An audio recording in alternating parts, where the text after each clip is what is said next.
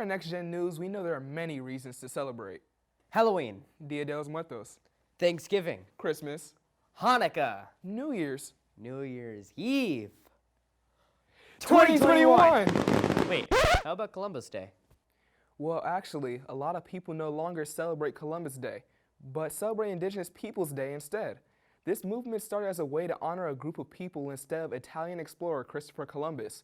Although Columbus is famous for finding the Americas, he is also infamous for trampling over indigenous people and their cultures. Yikes! He doesn't seem like someone worth celebrating to me. Indeed not. Now, let's celebrate the indigenous people of our great nation. Their rich cultures and way of life provided a foundation for our country, and their resilience still persists today. As author Paul Chatt-Smith, half Comanche, half Choctaw, tells us, the most American thing ever is in fact American Indians.